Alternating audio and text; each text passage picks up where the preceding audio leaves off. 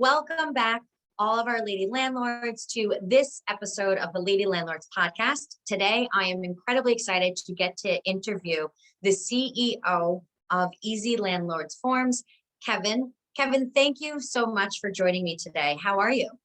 I'm great, Becky. How are you? I'm good.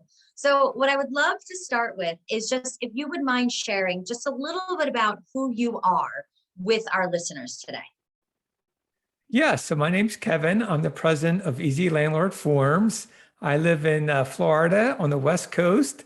And, I have two dogs and I just love life here in Florida. I've grew up in Philadelphia, but moved to Florida and there's no looking back. I love it here. As someone else in the Northeast, I would love if I can get a little farther away where it does not snow. So I'm sure that's a big benefit for you too, right? Yes. No snow down here.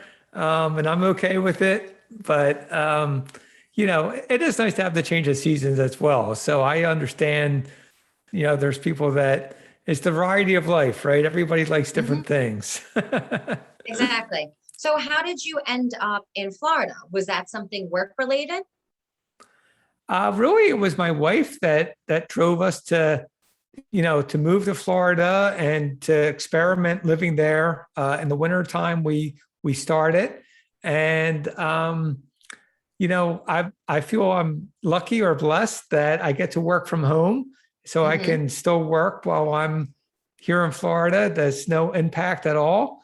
And, it's just been awesome. Good. I'm going to have to talk to your wife a little bit. Most of our listeners know that my husband's from the Dominican Republic, and we spent our winter down there last year. And one of my goals is to continue to push him as well out of any place that it snows. So I'm going to have to hit up your wife for some tips about how she got you down there. So happy to hear it. So fill me in here. How did you become president of ezLandlord Forms? Well, it's a great story because I helped a friend of mine buy some rental properties, and I gathered some properties over time, and over time I would keep adding to my lease. So I started with a pretty simple base lease, and I would add more and more, as time went on, as I went through tenants and I learned more, add more to my lease. So I helped a friend of mine buy 3 rental properties, and he took my forms, he rewrote them. So he made them all, sound correctly, all the, what I wrote blended in much better with the rest of the lease, which originally it didn't. And so, so he helped me get started building the online business. And it was, for me, it was kind of a marriage between loving computers and having knowledge in landlording space and just understanding the need to have a great lease in your rental. I definitely felt was paramount to being a successful landlord. It is. And most of our questions that we get in the Lady Landlords Facebook group always comes back to what's in the lease. Should this have been in the lease, or what was missed in my lease? So I'm so happy that you had that experience yourself. So are you still currently a landlord now?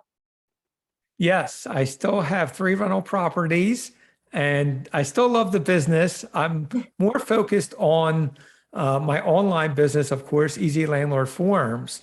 But, I feel like I was bit by the bug, right? So once you fall in love with being a landlord, I feel like, you just want to keep doing it more and more.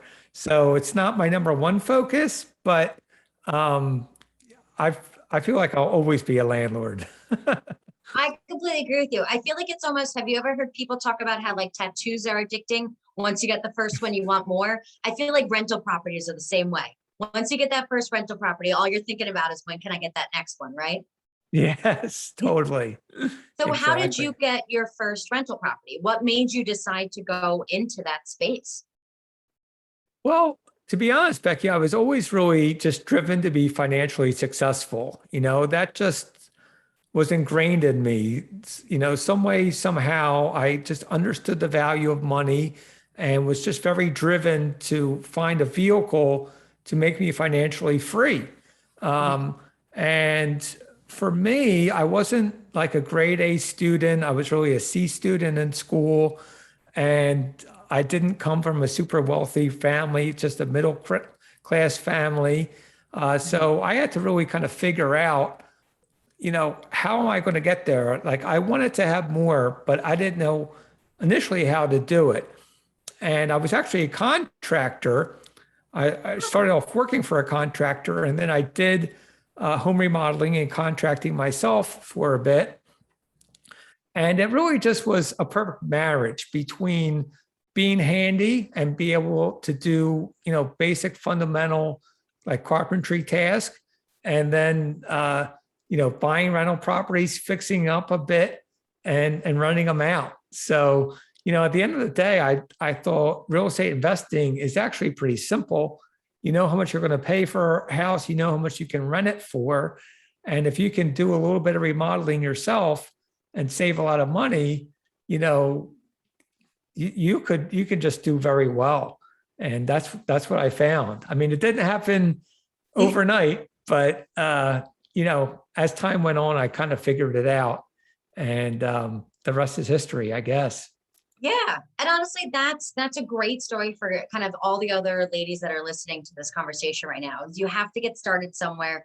You have to get started with one. You're not going to know the answers and how to do everything absolutely perfect. The most important part is to make sure to get started and then keep improving, right? And always Yes. be figuring out what's kind of that next best thing that you can put into your business practice. So I love what you had said about how you originally just started with the basic lease, right? And then you took that lease, and it sounds like what was happening was every time something happened with the tenant, were you like all of a sudden being like, oh, I really need to add that to my lease for the next tenant? Exactly. Yep. That's how it kind of all began. Yeah. And that's something that I kind of started with too, before I had actually found ezLandlord forms, which made my life just a lot easier. But that was what I was always doing, was just waiting for situations to happen and then having to go and change my lease, which was just Yep. wasting kind of my time and my money there, waiting to make a mistake, rather than just going and actually getting a professionally done form that then I can actually just use to start with. So how did you take this then from, here are the forms that I'm using that my buddy helped me out with, to then saying, let's turn this into a business and not only offer leases, but also to offer other forms that landlords can use?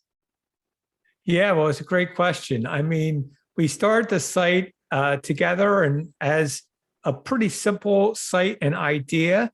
And as we got more into it, we really started to, especially for me, I really saw the need to really refine the process. So initially when we started off, it was going to be a pretty simple PDF form, and you're going to tab to fill in different fields on the form.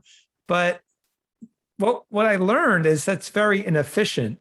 And those type of leases, and there's still a lot of leases out there like that, where you'll select like who's responsible for the utilities, and you'll check like the landlord is responsible for electric and gas or water and et cetera. But then you'll have some that are check boxes that are not filled out.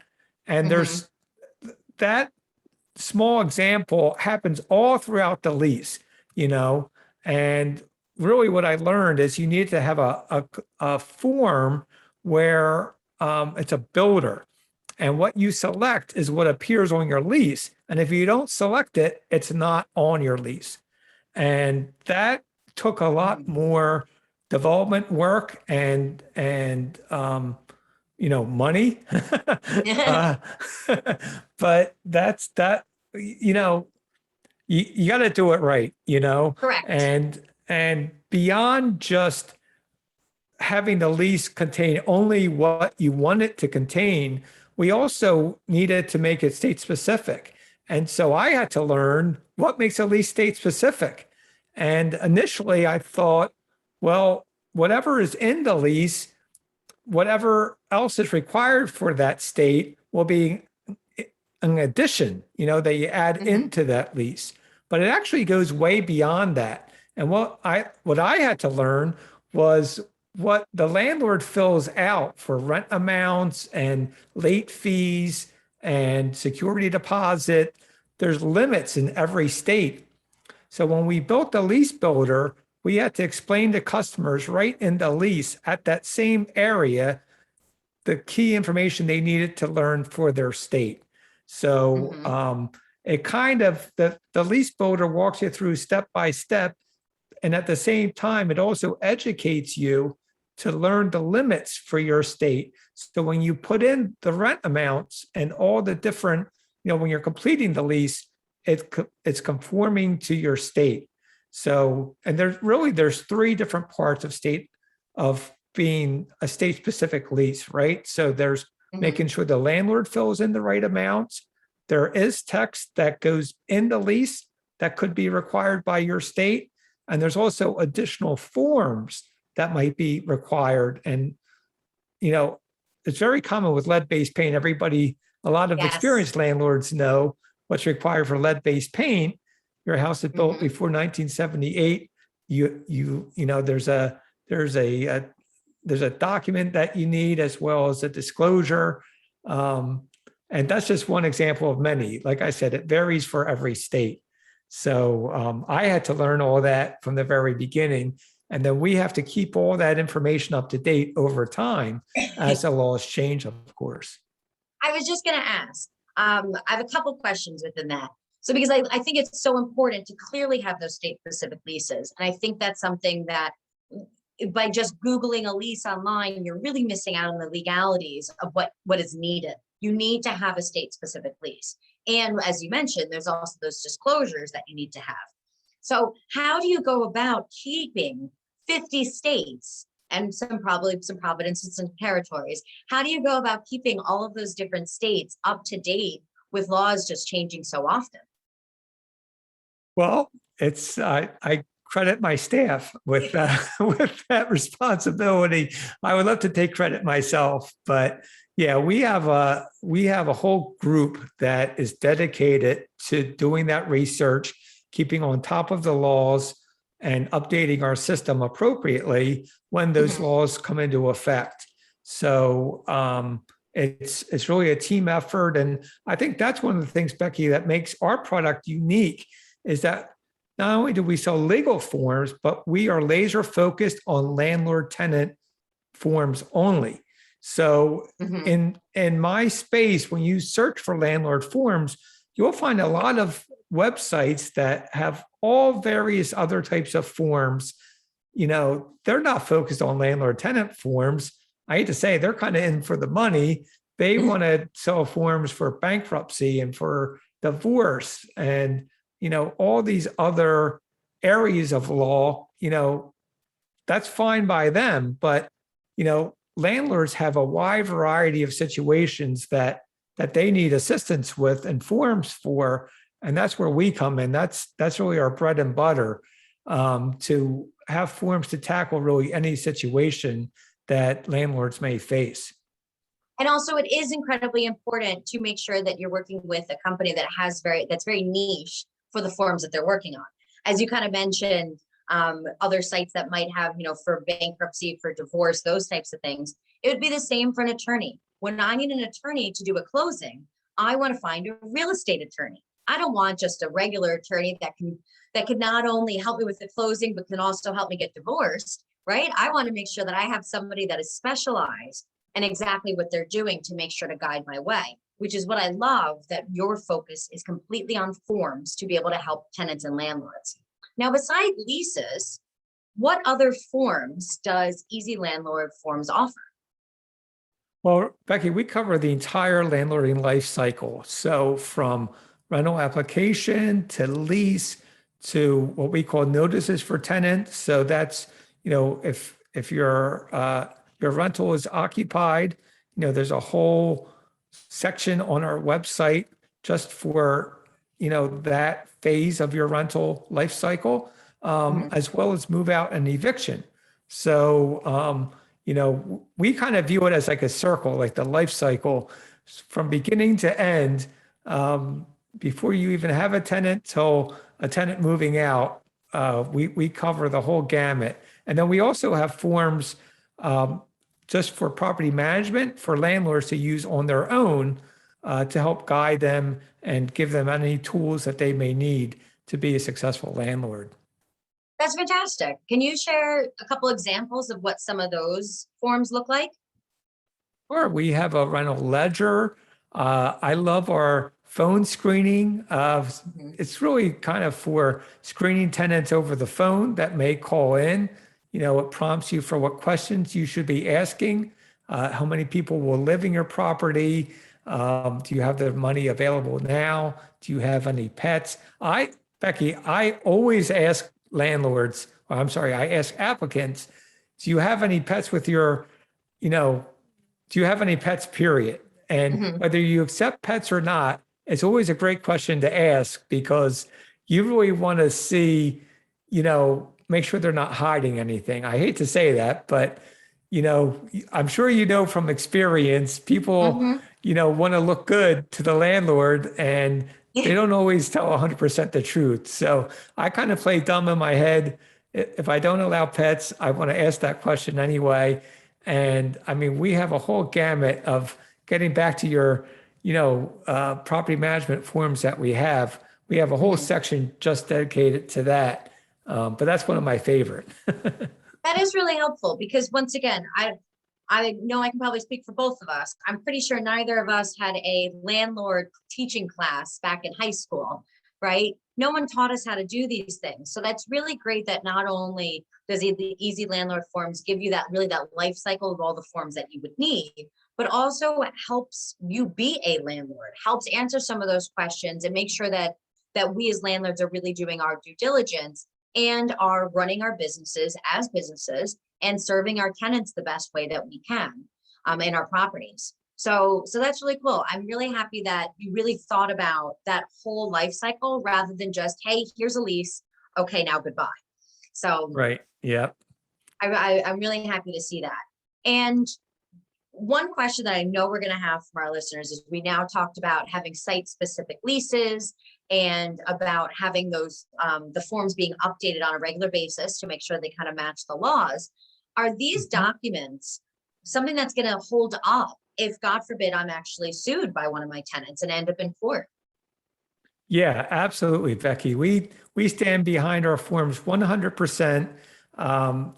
We've really never faced a major lawsuit over our forms in ever. So we started in 2006. So it's been 35 years now. And really, what I would add to that is you're much, much less likely to have to go to court at all because it is a very detailed lease. There's very little to nothing to dispute about your rental. And that's the key that I think a lot of people miss is when you have great documentation and a great lease and it's very detailed, everything's spelled out, there's nothing to argue with. They signed the lease. They have to read the lease and understand the lease. And, you know, that's it. I mean, it is what it is. It is what it is. And our lease, I should add, is written in simple language that there's no like legalese that people can't understand, because that's actually an argument people can have in court that, hey, I didn't understand this. And when they use terms like leasee and leaseor and all of this legalese language, it's kind of like smoke and mirrors, that they really try to distract you from understanding the contents of your lease. So our lease is always written in simple language that the common, you know, landlords and tenants clearly understand, and it just makes your whole rental go so much smoother, really. That is. And yes, that lease is your formal contract, your document between the landlord and the tenants. But that really is the agreement of what lays out how kind of that year or whatever the term is going to kind of go. I know personally, Yes. like it's incredibly important to be able to say to a tenant when they ask a question, and I can refer them back to my lease because I know that the answer is there. I know it's in writing. I Yes. know it's clear. I know that it's able to explain exactly what expectations are. And also, I will say one other thing that I've noticed about using your leases is when I can actually point my tenant back to the lease itself and say, well, this is on page 2, paragraph 3, whatever it may be. It actually makes my communication with my tenant much better, because it's now not the landlord saying, no, you can't do this. It's no, Right. that's actually what was in the lease. So it actually helps my relationship with my tenant stay on better terms, because I have the lease that I can refer to that says, no, they can't do the thing that they want to do that I would want to say no to as a landlord. So it does Exactly. actually really help with that communication, and it has everything laid out. You're right. There's kind of nothing better than being able to go to court. And many of our listeners know that in my 3 years of being a landlord and owning real estate properties, that I've actually been in court 4 separate times. And it's Wow. been so, Mm. I know I have a really good track record, I guess. But one of the things that's really interesting is that I can't think of anything better than being able to go to court and just be able to kind of show the judge and be like, look at this line here. And it's black and white. It's written out. It's incredibly clear. Tenant signed, initial the page, and then I'm able to kind of move on. So there are so many different situations and stories that I can think of where kind of having that ambiguous lease has really caused a problem. And we see that all the time in lady landlords as well, is people asking questions, and almost all the time you see somebody writing back being like, well, what's in your lease? And Yep. someone will write back and be like, oh, that's not in my lease. And it's like, oh no, we missed that. And when something's not in your lease, Mm. it's going to cost our members time and money, and that always equals a headache. So I'm happy that Yeah. ezLandlords has really taken that off of my plate to have to handle. Yeah, you're absolutely right, Becky. I mean, it's hard or impossible to go back later and say, "Oh, here's a revision to the lease that I should have had that I didn't have." It just, I hate to say, it raises a lot of red flags Mm-hmm. with tenants, and then they start really, looking for what else may not be up to par with your lease. So if you do it right from the first time, you're just way ahead of the game, and you have a good likelihood of just being successful overall, I think, with a great lease. Exactly. And it really does. That is such a foundation and a cornerstone to what we do in our businesses. So I'm happy that there's a place where we can go to get really the most updated forms that are also complying to all the legalities we need for our states. Now, moving forward, what do you see in the future for ezLandlord forms? Well, I mean, we're always growing. We're improving our tenant screening. We're doing a more advanced. We have a lot of refinements. So our lease builder, we're improving. There's some things I don't like to share yet until we're a little bit further along, Sure. but we're just growing leaps and bounds. It's been an unbelievable year. I'll tell you, it's after COVID hit, it was really kind of a wake up call. Like, we really, first of all, need to be grateful for the business, because I know a lot of businesses, I hate Mm-hmm. to say, suffered during these times. But for us, it really motivated us to grow more, both in a marketing perspective and a development perspective, and really try to serve our landlords. I'm just so grateful to be able to help people. I feel like you and Becky, you and I have kind of the same type of goals in life. Like, it's a gift to be able to help people. And I Agreed. view this business as, my way of being able to help other landlords be more successful in their journey and Mm-hmm. make more money, which it's a great feeling. It is, and you are completely right. That is absolutely my mission as well. So I'm happy that we are very aligned in how we like to work, and what we really kind of like to see within our futures for our businesses moving forward. Now, over this past year, you're right, the pandemic has really kind of changed things. Do you feel that you've seen an uptick in people saying, I need formalized documentation? Between now, we had an eviction moratorium for the past year. We've also just had maybe businesses that used to be done through a handshake, I feel like now have moved to a little more formalized processes. Do you feel that that's kind of the way that a lot of people have been finding your company? It is. And this is an ongoing journey. So I think that landlords, beginning landlords, may not know about us and may not understand the importance of a lease. And it's very common for beginning landlords to start off with just a basic lease and not understanding the pitfalls. But you're right. When COVID hit, and now there was the eviction moratorium, and it's really the people that, I hate to say it, have their ducks in a row and have a Mhm. good lease that uh, very clearly spells out all the rules. Those are the people that have a much easier time of taking action on their rentals, and whether it's going through eviction or going to court and getting judgments against tenants and so forth. Frankly, if you don't have a lease period, you really, any landlord that's listening, if whether you use our lease or any lease, you know do yourself a favor, get a great lease. It's worth its weight in gold. Mhm. And it will just make everything run so much smoother. And you're absolutely right. The epidemic, from COVID really magnified that need. hmm I agree. And I really hope that over this past year, that kind of pointed out for some people a little bit of pitfalls that maybe they had in their business as landlords, and took the opportunity over this past year to put some of those systems in place.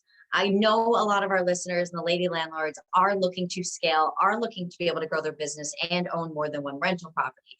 And the best way to do that is to have a system and a process in place. So that way you can get your first tenant in, have them in that rental, make sure that they're set, they have a good lease, they understand their expectations, and then you could focus your time on the next property.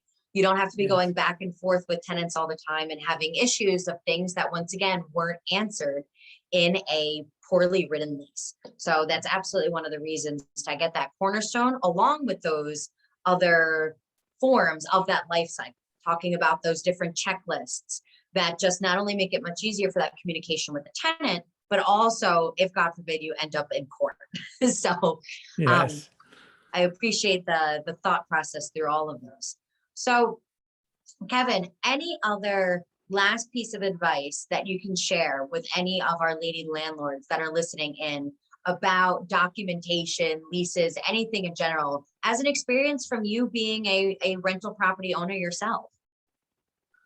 Well, I think there's several keys to being a great landlord, right? So I think it's picking the right tenant. So going through a thorough screening process and really kind of sticking to your guns and making sure that the people are qualified. So one big element is picking a great tenant. And Mhm. then the next big element is having a great lease and great documentation when they move in, make sure there's clear communication. And then I would also say, um, unfortunately, if people don't pay, they can't stay. So you have to kind of learn to be tough.